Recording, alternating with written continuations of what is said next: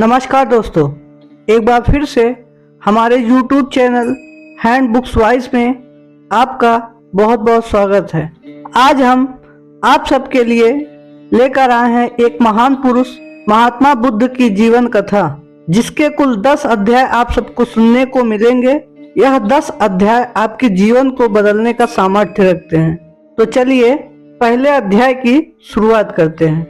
भारत के इतिहास में सैकड़ों ऐसे लोग हैं जिनका जीवन, जिनकी बातें, जिनकी दी गई सीख ने भारत को बनाया है। सवाल यह है कि लोग इतने महान बने कैसे। आज से 2500 साल पहले हुई घटना भी हमारे रूह में बसी है। आप तो जानते ही हैं कि हमारे भारत में सपनों के भी राज जानने की परंपरा है। तो आपने कोई सपना देखा तो उस सपने का क्या मतलब है, यह जानना तो बनता है। कपिलवस्तु राज्य के महाराजा शुद्धोधन की रानी महामाया ने एक दिन बड़ा अजीब सपना देखा। वो एक दिन कमलों से भरे तालाब में स्नान कर रही थी और उस तालाब में नहाने के बाद उनका शरीर कंचन की तरह चमक रहा था। पास में हंसों के जोड़े तैर रहे थे। महारानी कमर तक डूबी हुई थी। उन्हें वहां पर बिल्कुल भव्य अनुभव हो रहा था।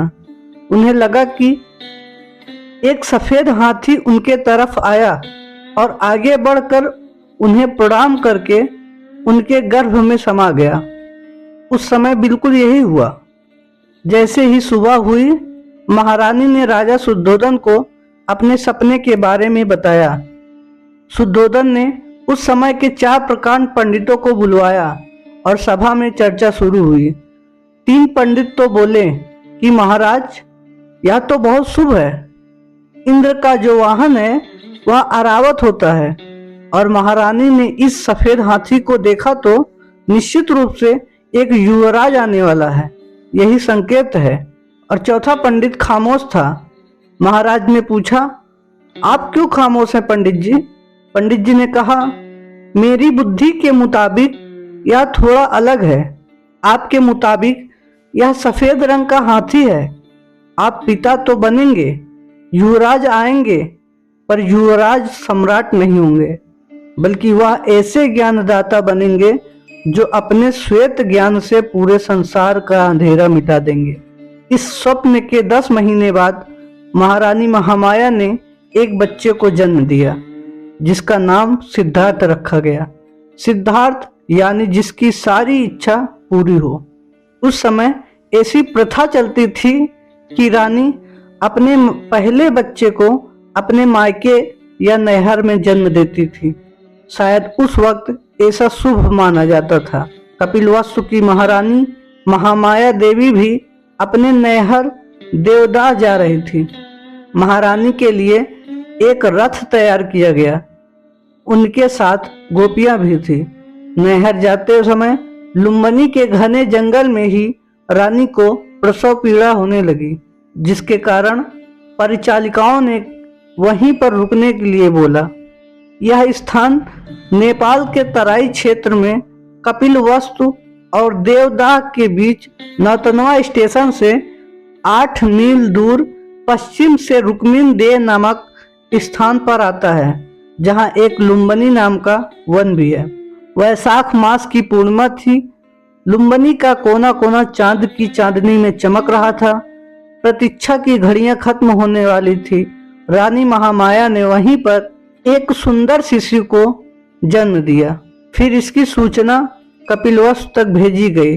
रानी महामाया और उनके पुत्र का महल में बहुत ही धूमधाम से स्वागत किया गया। महाराज शुद्धोधन पुत्र के जन्म से बहुत ज्यादा प्रसन्न थे। उन्होंने पूरे राज्य में बिल्कुल खुले हाथों से दान किया।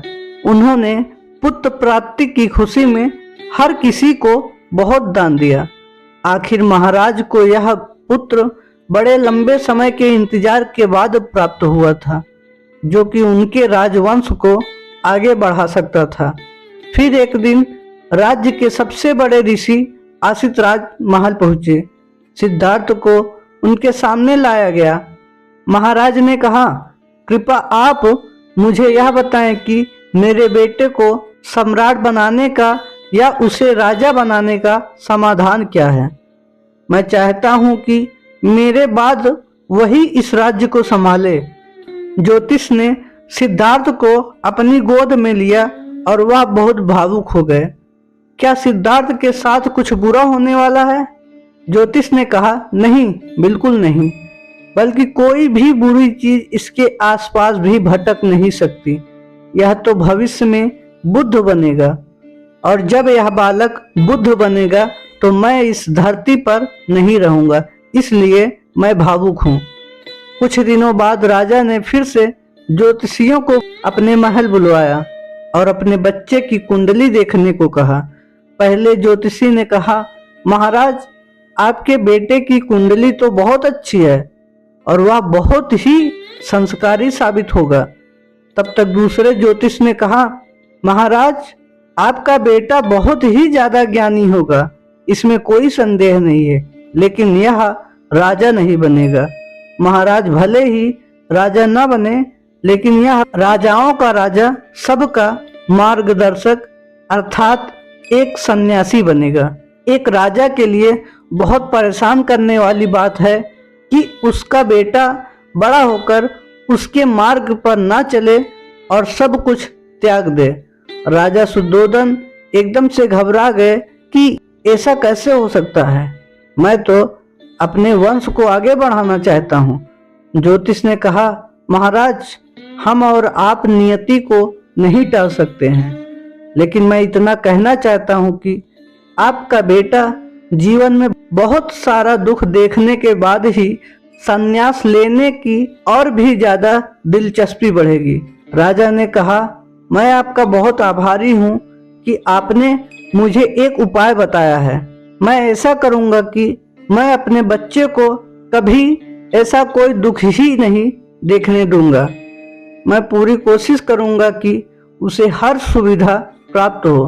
पंडित ने कहा, महाराज, लेकिन मैं फिर भी आपसे यही कहना चाहूँगा कि किस्मत का लिखा आप बदल नहीं सकते, लेकिन आप प्रयास करना चाहते हैं तो आपको मैं मना नहीं करूँगा। आप अपने पिता धर्म को निभाएं। महाराज, आपका पुत्र यह सब कुछ छोड़कर सन्यासी ही बनेगा। सुंदर लड़की, बच्चे, यह सारे बंधन भी बांध नहीं पाएंगे। आप नियति को नहीं बदल सकते। आपके बच्चे की सिर्फ एक ही गलती है कि वह सन्यासी बनेगा और समाज कल्याण में लगेगा, न कि आपके कहने के अनुसार राज्य का सम्राट बनेगा। सिद्धार्थ के जन्म के 7 दिन बाद ही सिद्धार्थ की मां का देहांत हो गया। उनका लालन पालन उनकी मौसी प्रजापति गौतमी करने लगी। उनके जन्म के बाद महाराज ने दुख नाम की चीज को महल से निकाल फेंका। सिद्धार्थ के पास महल से बाहर निकलने का कोई मौका ही नहीं था। सुख भोग विलास के अलावा जीवन के दूसरे रंग हो सकते हैं, ऐसी बातों का सिद्धार्थ को अंदाजा भी नहीं था। महाराज ने ऐसी व्यवस्था की ताकि इसे किसी प्रकार का दुख ना हो।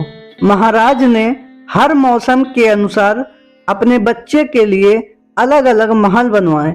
गर्मी के लिए अलग महल बनवाया, सर्दी के लिए अलग महल बनवाया और बरसात के लिए अलग।